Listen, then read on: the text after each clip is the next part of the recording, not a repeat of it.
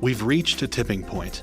For many of our institutional leaders, the wealth of data and the maturation of analytics tools are creating a critical mass to engage in data-informed solutions.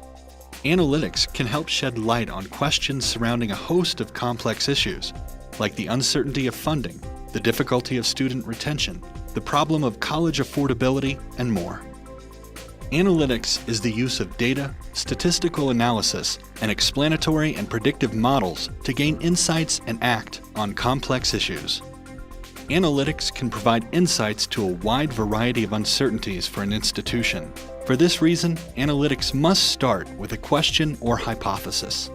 Once you understand what it is you want to answer, it's relatively easy to understand what data you might need to answer that question. So that's the easy step. The real challenge, I think, with analytics, and it relates to benchmarking as well, is you need to build systems within member institutions to actually collect that data and collect that data in a consistent manner.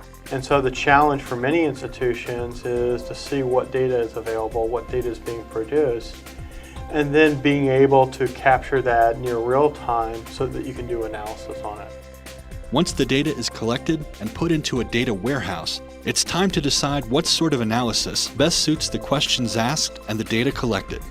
So budget, annual budget stuff, you can do that out of a transactional system. You could probably pull it into Excel and slice and dice it and do some level of analysis.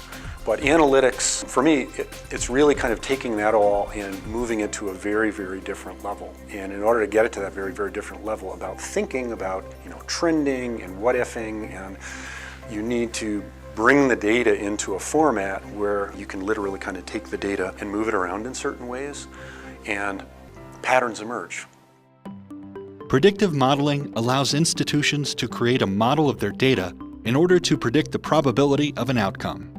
These models are being used on a number of campuses to drive innovation. At Carnegie Mellon University, the Open Learning Initiative collects analytics data to drive feedback loops to help students, instructors, course designers, and learning science researchers. At Austin Peay State University, they have developed Degree Compass, which uses predictive analytics to rank course choices according to how well each course might help the student progress through a chosen program. Analytics very much has a part to play because it really can go back and use the wealth of data that's sitting out there.